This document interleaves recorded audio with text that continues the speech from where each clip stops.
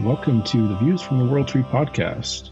On today's episode, we have the first of an intermittent series about conspiracy theories and urban legends.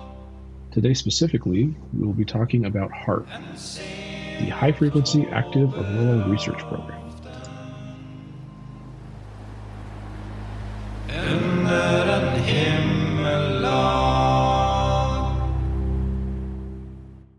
So, welcome to the episode. This week has been kind of hectic at work, and I haven't had much news in regards to personal stuff. I've been playing a lot of Star Wars: The Old Republic, the MMO by EA, which is always fun. But I have to talk about my excitement for the autumn equinox this year. Equinox. I've heard it said many ways. I don't know. Do you know how it's actually supposed to be said, Adam? I've always heard equinox, but I think it varies depending on what part of the world you're from. Okay, fair. Well, considering we're both from the same part of the world, maybe I should call it equinox too. No, but this year I've kind of been taking a step back, doing a lot of hiking and whatnot after work just to keep my head on straight. And I don't know, it's weird. I don't know if it's because I'm getting older or if I'm just more in touch with like the world around me. But this year I felt very influenced by it. It's almost cleansing, right? Just an end of a season, beginning of a new one. Leaves are changing. Sunlight's getting a little bit more filtered through our atmosphere. It's not as direct. It's been a lot of fun. Yeah. What about you? Any news for you, Adam? Not really. I've also been really excited for fall and celebrating the equinox and harvest season. This past weekend on Saturday, we did some canning, kind of to prepare for winter and take advantage of the harvest. We canned like 20 some pounds of peaches, I think 5 or 10 pounds of pears, and like 50 pounds of apples. So that was a lot of fun. It was a lot of cutting and slicing and processing, but it was good. Got some good stores shored up for winter. That's about it for me. Do you have your own fruit trees at the house, or are you going to like an orchard to pick and can after that? It's a local orchard. We do have some friends that live in the area that have some fruit trees, but most of it came from a local orchard near here. Man, that sounds like you're going to have some good canned peaches and whatnot for a while. Yeah, it should be good. I've never tried it. I remember watching my mom growing up canning fruit, and just she always made it look like she was having not any fun at all, and so I never wanted to try it. It's a long, boring process, but you just get together, or what we did, get together with some friends and kind of make a day of it.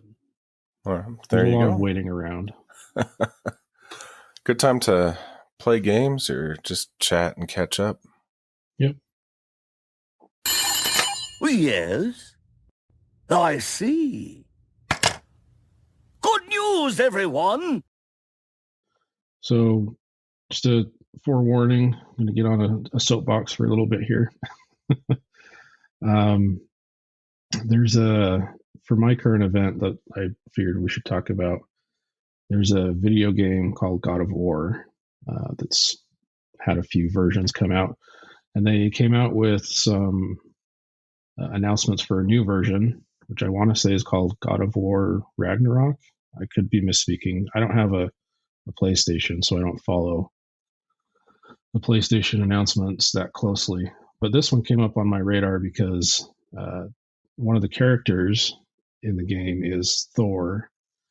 And there's been a lot of internet backlash and outrage about how the company portrayed Thor, because he has a bit of a gut, basically. And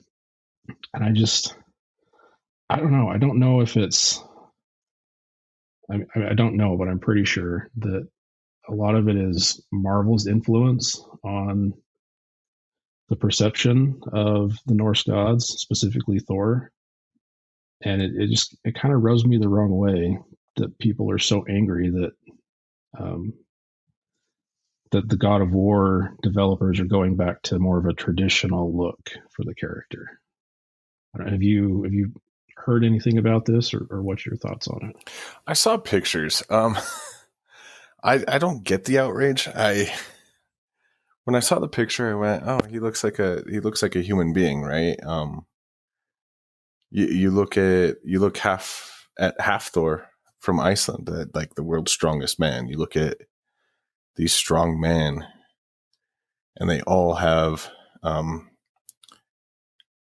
my sport, we call them power guts, like power belly, right? And I kind of wonder if it's less Marvel's influence. I like that you brought that up, but I wonder, I mean, the only thing we have to the gods of antiquity is these Greek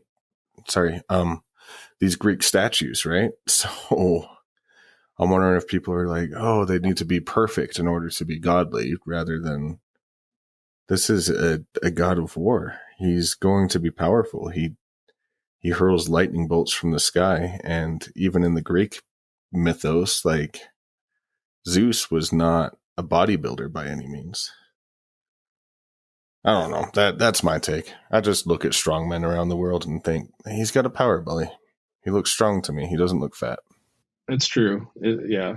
It sounds like we're kind of on the same page here. And I mean, I'm not as into kind of the strongman stuff, but I'm pretty sure that it's not uncommon for these guys to eat, 10,000 calories a day when they're trying to bulk up and get strong for competition. And the other thing that I think maybe most people don't realize, just because I guess they don't read, is in the sagas, Thor has 2 goats that he kills and eats every day, and then they are resurrected the next day. And he's described as this incredibly strong kind of partying, bro that is, the people's, he's the defender of Midgard, the defender of Earth. And I mean, if you're a frat bro that's super strong and you're eating 2 goats every day, and gorging yourself on mead every night in Valhalla, I mean, you're not gonna have a 6-pack, obviously. So I don't know. I just think it's one of those silly internet diatribes that people like to get worked up over. So, in fairness, Thor may not have been like extremely heavy. He did pass off as a woman when he went to go get his hammer back, right? So I mean, that's true. And then they had to, they were like, why is he eating so much? And I think Loki was like, oh, well, he fasted for 8 days or something. Yeah. Yeah. She was just excited to meet her husband. Yeah. That's one of my favorite stories. We might have to do an episode of that in the future, because by far one of my favorite stories from those myths. Yeah, it's a good one. What about you this week? What did you have to discuss for current events? Well, I actually didn't do a lot of reading of the news. So my 2 are both about TV, which is kind of strange. But the first one, I was on Twitter talking to one of my buddies, and he mentioned the Wonder Years reboot. And I don't know, did you watch Psych at all when it was on? I did, yeah. The father in the Wonder Years reboot is Dule Hill, who played Burton Guster in Psych. And I thought he was one of my favorite actors from that TV series. And I hadn't really seen anything that he was in, so I went ahead and watched that. It comes out on Wednesdays. It was actually pretty good. It follows a an American family in the city around the time that Dr. King was assassinated. So it's kind of a look at the Black family growing up during a lot of the racial stuff of the civil rights and everything. And I think they did a great job. Have you had a chance to watch that one yet? I haven't. I'll be honest. I didn't actually. I didn't know that they were making a remake of The Wonder Years. Yeah, but I did watch Sight quite a bit actually, and I agree. Tule Hill is a great actor, so I'll definitely have to check it out. Let's see. The other TV show that I was actually watching, my wife and I found on Disney Plus is Doogie Kamealoha, MD. And it's a reboot of Doogie Howser. So another reboot from our childhood. But I think this one is incredible. It might be one of my favorite reboots that I've seen. Follows a Hawaiian teenager as she kind of grows up, but she also has the pressures of the medical, kind of like Neil Patrick Harris's character, right? But her father is, I want to say Jason Scott Lee. I don't know if it's Scott Lee, but Jason Lee. He played the Bruce Lee in the Dragon bioflick that they did of him. Okay. Like really well-known martial artist. And he steals the show. He's funny. So nice. Yeah, I've seen that one on Disney Plus. I haven't watched it yet. I'm being honest. I don't know. I'm kind of torn on all these reboots. Like it definitely, plays to the nostalgia of our age group, but at the same time, I kind of like to see some original ideas. But I don't think it's a bad thing. I think I'm just salty about it. That's fair. I get it. There's two thoughts on it, right? I mean, I didn't think that I'd want to watch The Wonder Years until somebody told me about it. And then I didn't think that I'd want to watch the Doogie Howser reboot until there was nothing else on. And then we ended up loving both of them. So as far as topics for this podcast goes, we had always intended it to be a little bit of a variety show. And one thing that everybody can enjoy, that we enjoy, is a good conspiracy theory. So we figured that we could do kind of a recurring series every now and then where we visit a different conspiracy theory and talk a little bit about it and dig into some of the information there and some of the kind of the wild theories that are out there. And today we wanted to talk about one that not as many people know about, but those that are aware of it are pretty adamant about it. It's called HAARP. That's an acronym, HAARP, not to be confused with the AARP. So HAARP stands for the High Frequency Active Auroral Research Program. What it is a giant research installation up in Alaska. You've got sensors, and the most recognizable piece of it is this massive array of radio antennas.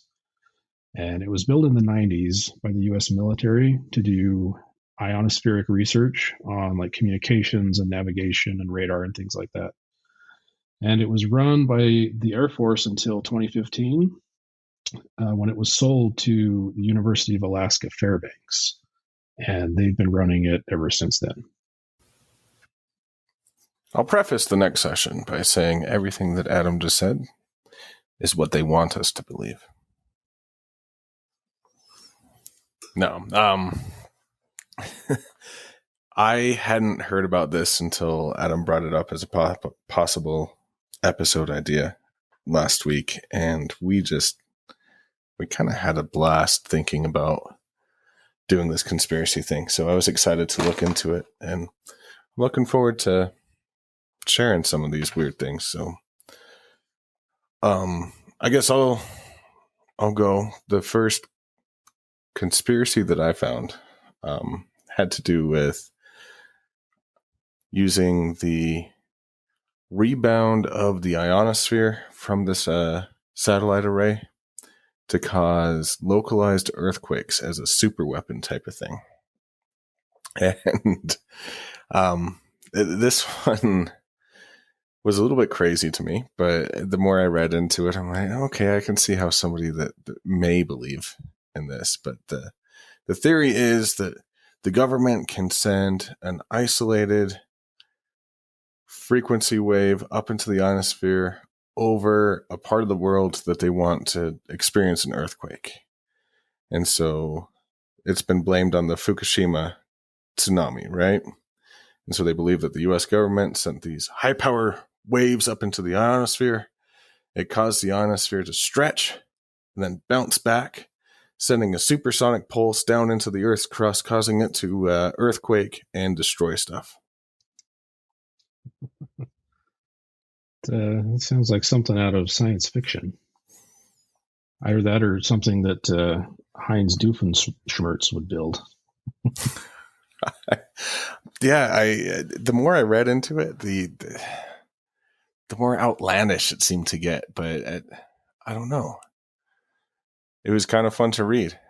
People are adamant that the first earthquake that hit Haiti,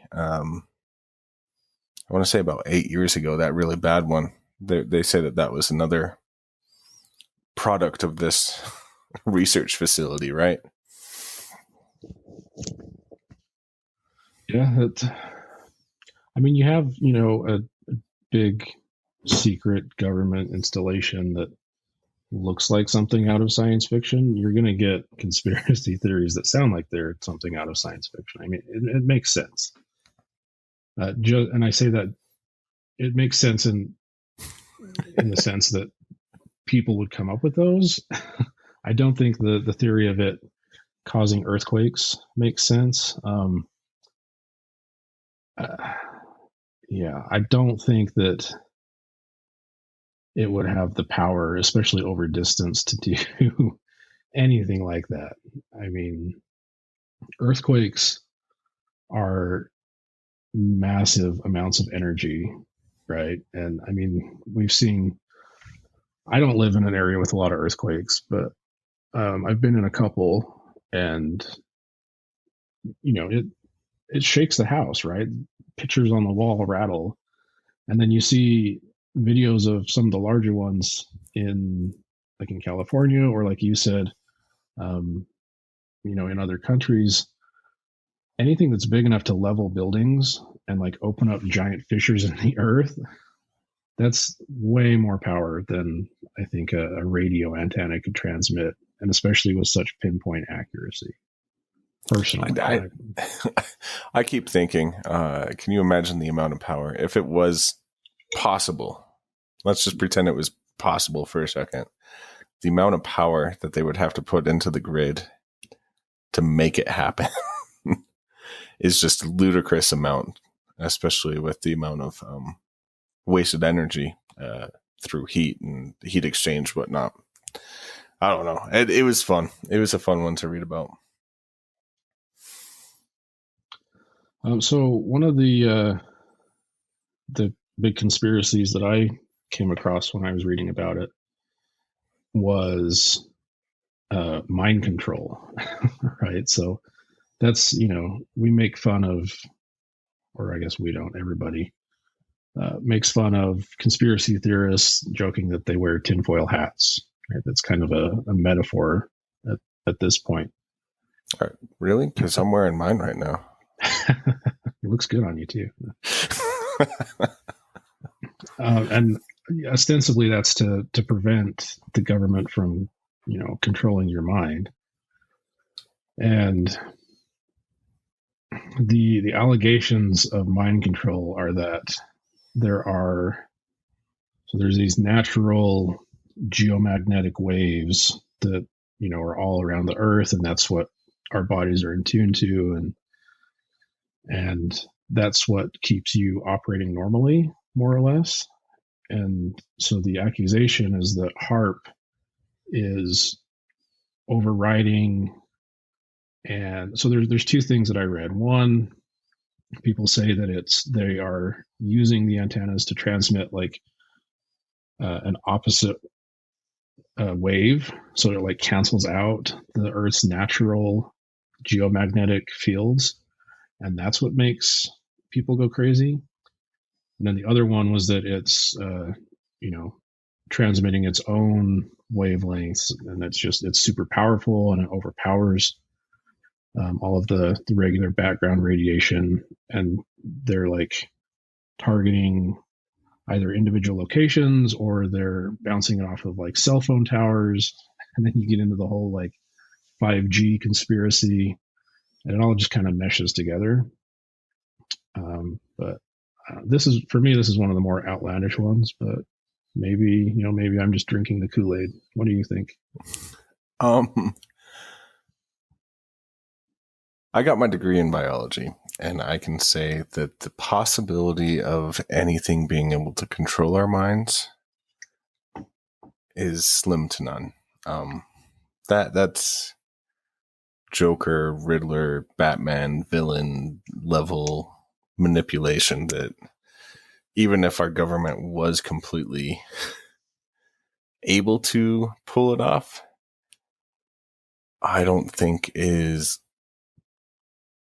controlled enough in their bureaucracy to actually keep it silent if it was happening. Yeah, true. Granted, it's mind control. Maybe they just want us to think that it's not happening. That's true. I mean, we all know that the government does not run very efficiently, so I think they'd have a hard time keeping something like that under wraps. Right. Yeah. It is an interesting theory. I mean, this installation went up in the 90s, like you said, about the time that cell phones were kind of replacing the ham radio, right? So I can see it possibly being something along the lines of like somebody that didn't want to see the change, getting ticked off at these cell towers going up and going, you see that the government's making us into telepaths and they're going to ruin our way of life, and I'm going to tell everybody about it. So no, hogwash. I think that theory has nothing valid in it.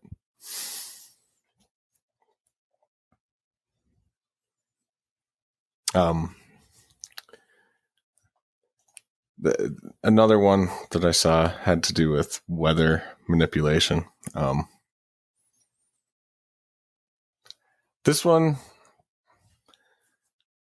I'm going to actually say is plausible in a way.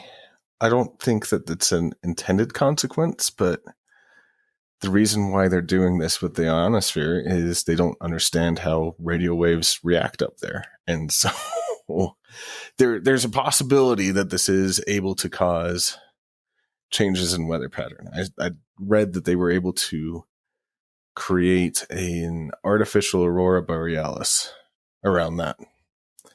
I know that's not quite weather. It does have to do with magnetic waves around our ionosphere or stratosphere. My earth science is not that great. I think weather happens in the stratosphere, but I'm not a meteorologist, so. Okay, well, anyway, yeah, some of the thoughts are that these radio waves are able to create hurricanes, weather patterns, snow, artificial rain, things like that, used for, like most conspiracy theories, the belief that it would be used to weaponize weather, right? But also the possibility to create rain or whatnot in drought-ridden areas. So the benevolent conspiracy theory as well.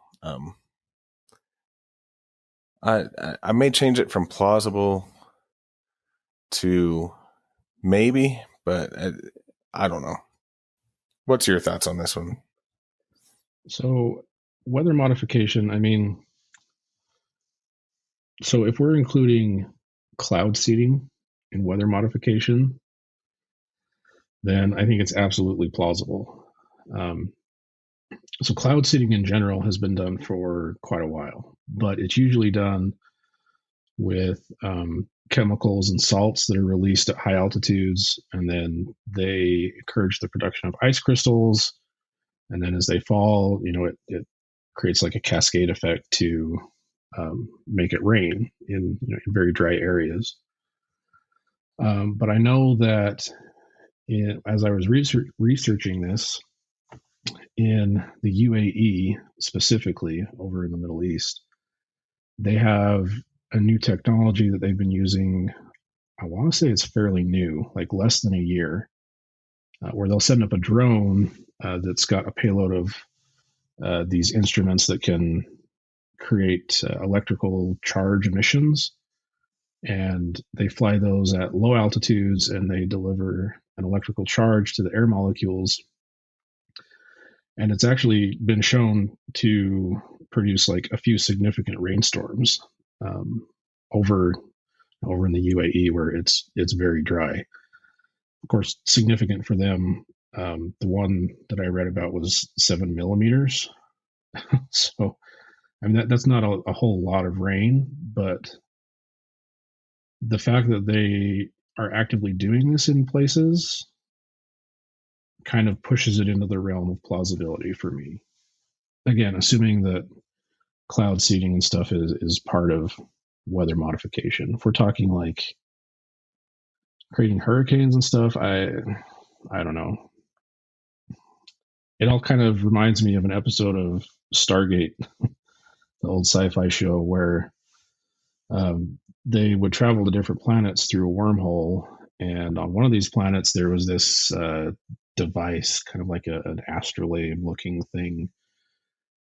And it did something with, they just kind of gave a hand wave to, electromagnetic radiation. And the team from Earth took it back. They stole it and took it back to study it. And the weather on the planet went haywire without it. So it kind of is a little bit too close to that for me. But again, there are certain aspects of it that are plausible, which I guess is what makes it a good conspiracy theory. Yeah, I mean, they do say the best conspiracy theories have like seedlings of truth, right? That's true, yeah. And speaking of seedlings of truth, so the different conspiracy theories about HAARP kind of fall into four categories, and we've gone through the first three. The last one for me actually is, if I was to put stock in one, it would be this one. And that is that HAARP is a giant communications monitoring array, and that the government is using it to listen in on everything, basically. Anything that goes through the air, cell phones, radio, all of that. What did you encounter this one in your research? What are your thoughts on this? I saw it a little bit. I mean, I feel like people, they see a giant radio dish and they just assume that it's going to be used for that purpose. Yeah. Possibility. Again, I'm going to say there's 7 billion people in the world, and I'd say probably about 4 billion who own a cell phone. The chances of intercepting and actually learning something from the amount of calls that are made every day, it's an exercise in futility if it is capable of such, right? Yeah, it's true. I mean, part of me says absolutely, like, the amount of data you need to sift through is just implausible. But then the other part of me is like, well, because I read Edward Snowden's book. What was it called? permanent record. That's what it was called. And it went into detail about some of the actual like confirmed monitoring of phone calls and internet traffic that the NSA was doing. And until those leaks came out, some of the stuff that was in that was considered outside the realm of possibility. And the fact that, he leaked that information and it was confirmed to a large extent kind of makes me wonder, okay, well, like what else is possible, right? So that's very fair. With the amount of effort being put into like artificial intelligence and cloud computing, maybe it is within the realm to hit keywords, right? Yeah. I don't know. We left out the most obvious reason for a giant satellite array up in Alaska, to communicate with them aliens, right? That must be what it is. Although, obviously, the aliens missed the target when they landed in Roswell. It's a little off course from Alaska. Neither one of us added the alien theory to the 4 main conspiracy theories, but I just had to, like, tongue-in-cheek point out that almost every government conspiracy theory in America has to do with alien cover-ups, it feels like. So. Yeah, alien cover-ups, and they always got to bring probing into it, which I never understood, man. Like, I don't know. Somebody's fantasy gone awry, but yeah. Well, we've covered the conspiracy theories, which are kind of fun, tongue in cheek. We can poke fun at them. But what is HAARP actually used to do? I don't know much about radio frequencies or any of that. So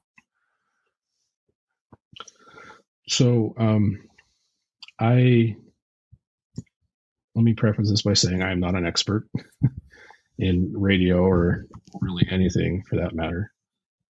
But I am a licensed amateur radio operator. I have been for several years. And so I can offer a little bit of knowledge, and then our listeners can either take it at face value or maybe I'm being mind controlled by HAARP. But so to explain it, I need to drop a little bit of prerequisite knowledge. So first of all, we know that HAARP is allegedly created to study the ionosphere. So what is the ionosphere? So we all know that air gets thinner the higher up in altitude you go. And between about 30 miles above the Earth's surface to 300 miles, the air is this like perfect storm mix of being thin enough that UV radiation can split molecules into individual atoms and knock free electrons away, but it's still thick enough that the resulting like atomic soup becomes a weak conductor. And so that's what's able to, conduct radio waves and things like that. The ionosphere is further divided into 3 different layers, and then the top layer is divided depending on whether it's day or night, and we won't get into that. But the point is that from like 30 to 60 miles up, the ionosphere can only conduct signals when the sun is like continually blasting it with ultraviolet radiation. And then as you go further up, it's thin enough that it can stay ionized longer. And then at the top layer, it's thin enough that it can actually stay ionized all night long. And this is the section of the ionosphere that HAARP is studying. It's called the F layer, and it's from like 100 to 300 feet in altitude. Okay, so that's the ionosphere.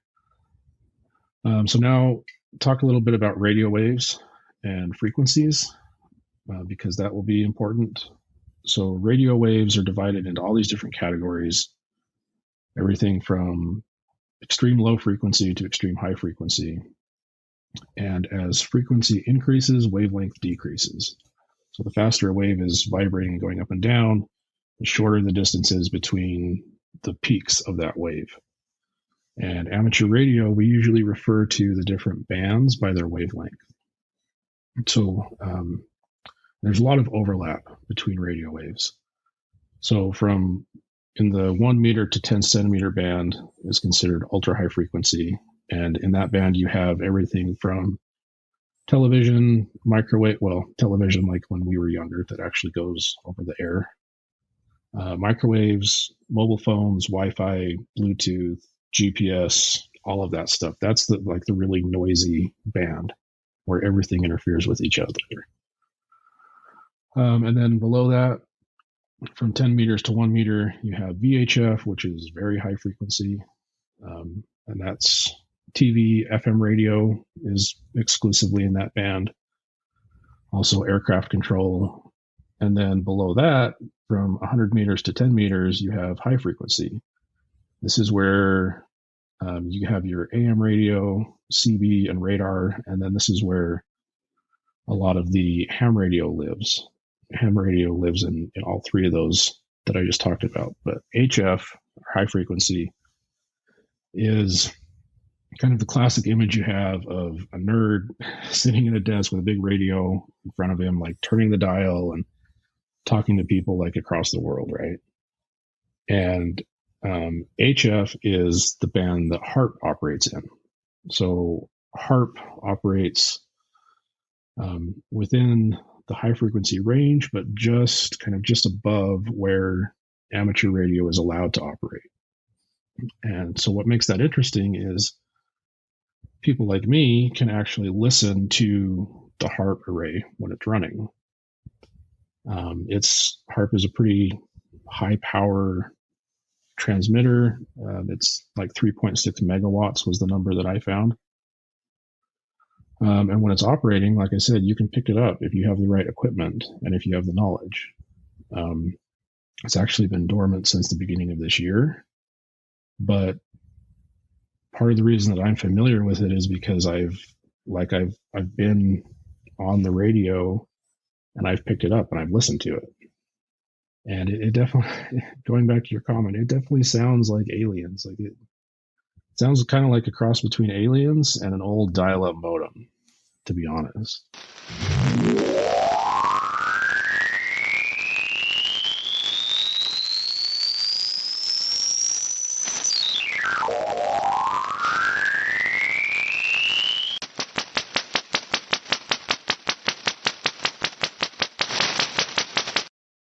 Awesome.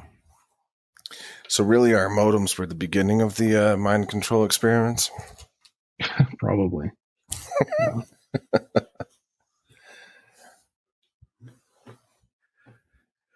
That is actually really interesting. I've never got into ham radio or anything like that. To go back onto your point, I don't think of a nerd when I think of ham radio. I think of anti-government preppers, like in their bunkers up in Montana and British Columbia and Alberta, like avoiding everybody.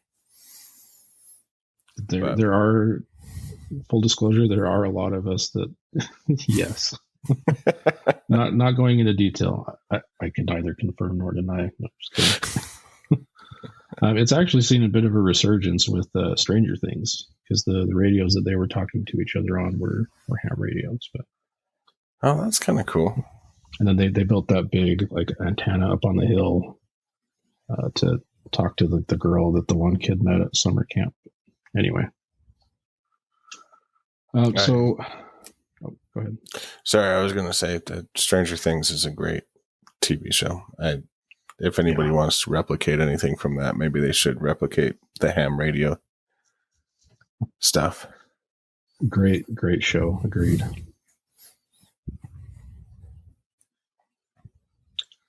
So I've kind of rambled for a little bit about a lot of semi-technical stuff, but where do you fall on the conspiracy versus reality spectrum. I know we went into that a little bit, but maybe we just want to recap. I have to tell you, the simplest explanation, in my opinion, tends to be the more truthful explanation, which kind of makes me say conspiracies because all that technical information was very technical. But I will say, no, I mean, I think the HAARP array is doing exactly what they say it's doing, right? I mean, it's run by a college now. It's not even run by the military. I don't know. I am going to say these conspiracies are outlandish and not very plausible. And that'll be my take on them. Utter codswallop, huh? There you go. Yeah. I agree. Like, and things may have changed in the last, it's been 6 years since it's not run by the military anymore. But you can actually go out now on the internet to University of Alaska Fairbanks website, and you can look at like sensor logs and everything from all of these sensor sweeps that they've done. Like, it's all public domain knowledge now. So like if you wanted to see, what the conductivity of the F2 layer in the ionosphere was, I mean, granted, it has to be on a day that they were actually measuring it, but you can go look at that. Anybody can. So I think if people want something to be worried about when it comes to sinister use of radio frequencies, look at Havana syndrome. So that's actually something fairly recent that has studies and things behind it, investigations that pretty much confirm it. It's thought to be caused by a weaponized use of microwave RF. But that's limited to about 40 miles, and you can easily defeat it by standing behind a wall. So it doesn't quite have the same grandiose nature of being able to target something from across the world. But that is something that's actually happening, and it is being done with high frequency radio waves. Interesting. I mean, every day I feel like we're more and more in a science fiction movie, but we'll have to look at that Havana syndrome. Or you said syndrome, right? Yeah, I'm pretty sure that's what it's called. Okay. It was called that because there were intelligence agents in Havana that suddenly came down with like these unexplainable symptoms, and when they did physicals and studies, they found out that they were having like brain issues that had been caused by high frequency radio waves. So, and then it has cropped up in a couple other countries, most recently Russia, I think. Darn, I was saying, I hope Uncle Vladimir hasn't heard about this yet, but maybe he already has. Yeah. So, yeah, look into that if you want to, if you want something that'll actually give you nightmares. I will go down that rabbit hole one of these days for sure. So with this information and our agreement that the conspiracy theories around HAARP might be a little off, we're going to look at this week's spiritual journey, right? And we're going back to the Havamal, the Dr. Jackson Crawford transition. I did that last time too. Translation. And it's stanza 27, and it reads, "It's best for a fool to keep his mouth shut among other people. No one will know he knows nothing if he says nothing. An ignorant man doesn't know how little he knows no matter how much he talks. And this one kind of fits the conspiracy theories with, I don't feel like scientists and people who actually have knowledge of the subject are the ones that are out here making these conspiracy theories. They tend to be people who read something and misinterpret it, or read something and it doesn't make any sense to them, and so they fill in the gaps of their knowledge with their own thoughts and act like fools. And so they end up talking about things that they don't know and pretending like it's their truth. And so this word from the Havamal kind of talks about how rumors get started, how conspiracy theories get started, how things counter to what we should be doing get started. And that's my take on that verse or stanza or whatnot. Adam, do you have any thoughts on that? Yeah, of course I do. I have thoughts about everything, right? Fair. Yeah, this to me is kind of like an early version of people who live in glass houses shouldn't throw rocks. Like you said, this conspiracy theory is somewhat unique in that if you do a little bit of research and you get yourself some knowledge, it's pretty easy to discredit. Like I said, all the sensor data is out there. You can see the kind of stuff that they're actually doing.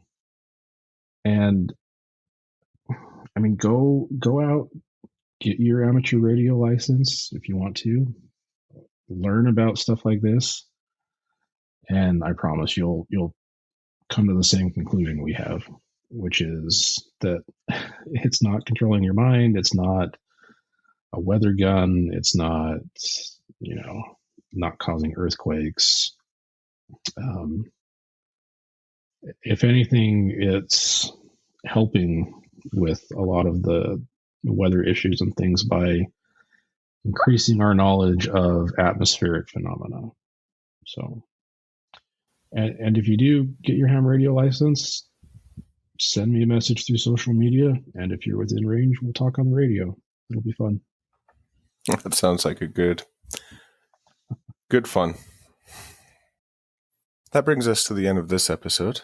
Join us next week when we look at an area that Outside Magazine thinks that we should visit, that Adam and I have both had the opportunity to visit, and we'll discuss kind of the pros and cons of going to go see the San Rafael Swell and Carbon in Emery County in Utah. See you then. Thanks for joining us today. We hope you had as much fun as we did. If you have a minute, please leave us a review on iTunes. It helps with the algorithm. Also, please consider following us on social media. We have bonus content and behind-the-scenes footage on our TikTok and YouTube. We also now have Facebook, Instagram, and Twitter set up. All of the links can be easily found at linktree/views from the world tree. linktr.ee/views from the world tree. Thanks.